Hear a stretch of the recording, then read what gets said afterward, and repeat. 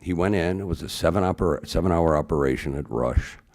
Waited a day, heard that he was okay, and called him. And he answered the phone in his room. Studs, it's Rick. Rick, I'm a medical miracle. Do you hear me? A medical miracle.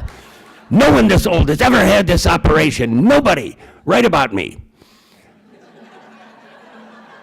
So I do write about him. I write a story, I make a bunch of calls to doctors around the country, and indeed, they have never heard of anybody having, he had a redo of a quadruple bypass that he had done at 83. A redo, and another one, just for good measure. So I do write about him, and I'm going to the hospital in the morning to pick him up. It's a front page story in the Tribune with Studs' picture, and I get to the bus stop, and this nice woman who I would see every morning says, "Oh, Rick, I'm so sorry." I go, "What's the matter? What's the matter?" "Yeah, your friend, that Stud Terkel, he done died." And I said, "No, I'm going to the hospital to pick him up." "What do you mean he done died?" "Well, Rick, they don't put no 93-year-old picture on the front of the paper because they won the marathon." I said, "No, he's okay." We go to the hospital. I'm wheeling him down in his wheelchair, and we wheel outside. And the one question, big shot reporter that I am, that I had not asked him for this story, I asked him as we came outside. And here, I think, is one of the secrets to why we write and why we read. I said, "Studs, how do you feel?" And he said, "Rick, I feel interested in life." Ladies and Black boys go down into sewers underground, read books by Du Bois, find footsteps out the cave and follow. These black boys see everything up from the bottom of the downside.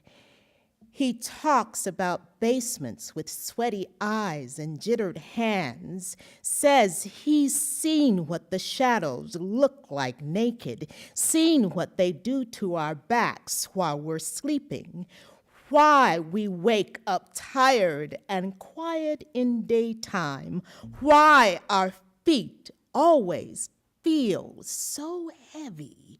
He is talking crazy talk, screams at his brothers with spittle lips. Listen, we are all trapped. There are anthills in our brains, hollowing out the insides. When he speaks, no one meets his eyes. It used to be a writer's town, and it's always been a fighter's town. Whether the power is in a .38, a typewriter ribbon, or a pair of 6-ouncers, the place has grown great on bone-deep grudges of writers and fighters and furtive torpedoes.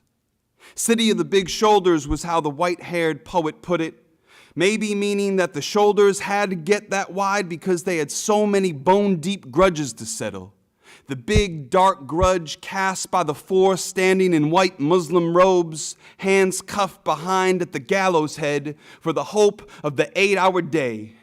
Grudges like heavy hangovers from men and women whose fathers were not yet born when the bomb was thrown, the court was rigged, and the deed was done.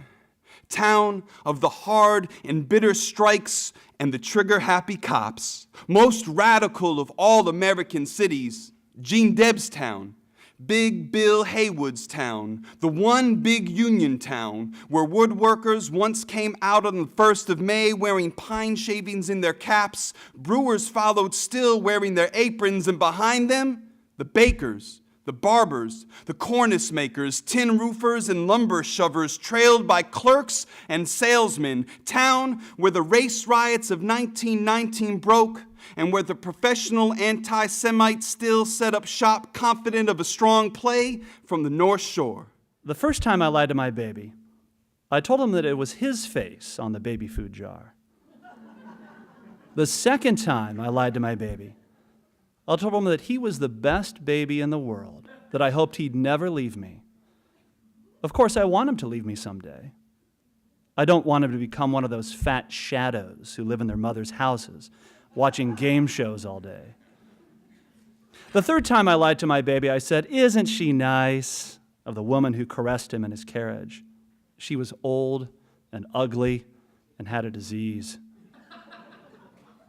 The fourth time I lied to my baby, I told him the truth, I thought. I told him how he'd have to leave me someday, or risk becoming a man in a bow tie who eats macaroni on Fridays. I told him it was for the best, but then I thought, I want him to live with me forever. Someday he'll leave me. Then what will I do? My father said he liked the large houses in Rogers Park, the fact that it had its own commercial area like a downtown, that it was on the lake. My father wouldn't be caught dead in swimwear. I've looked and I've looked, but I don't think there's a single photo of my father bare-chested. But he liked walking on the shore, especially in the cool morning hours in autumn. He loved the way the water froze in winter, how the waves curled like lacy fingers. My mother cherished the vast sandy beaches too, but it was different. What she appreciated most was precisely the near-tropical heat, the commotion during summers. No matter how hot it got, my mother could be counted on to turn up the temperature a few more degrees with bubbling pots of black beans, her own hand-shredded vaca frita, and the sticky sweet caramel she derived from melting sugar for flan. As she traveled from her fragrant gardens of fresh roses and sturdy sunflowers to her kitchen filled with the aroma of garlic and cumin, she'd dance and dance to whatever suited her. Benny Moré, Celia Cruz, Olga Guillot, and Fernando Albuerne. She adored Roberto Ledesma's versions of Armando Manzanero's songs, and after I first came back from Cuba on my first trip, she learned to spin to Los Van Van as if she were 30 years younger. The first great act of love I ever witnessed was Split Lip bathing his handicapped daughter. We were young, ignorant of mercy, and called her boneless, or balled-up Gumby, for the way her limbs were twisted and useless. She looked like a newborn colt, appendages folded in as she lay on the velour couch protected by guardrails. Leo and I stood outside the window on cinder blocks, watching. She was scared of the tub, so to bathe her, Split Lip covered the couch with a tarp and caught the runoff in a bucket. Mrs. Split Lip was long gone, unable to bear the work Boneless required. She found another man, and together they made a little blonde beauty. They dressed in red velvet and paraded up and down the aisle at St. Caspian's, while Split Lip held Boneless against him in the last pew, shushing her whenever the music overcame her, and she started making horrible moaning noises, trying to sing along. Maintaining Boneless cost plenty. Split Lip's main job was cop, but on the side he sold water purifiers. When the neighborhood changed, the purifier business went belly up. Split Lip said the niggers didn't care what kind of poison they put in their bodies. Truth was, the purifiers were a scam. Inside was a sponge and an electric motor connected to nothing. But without the purifier money, he couldn't afford the masseuse who eased Boneless's bad pain, and couldn't afford to have Mrs. Cavendish in. So before leaving for work, he put Boneless on the floor with a water bottle and her lunch and a picture book.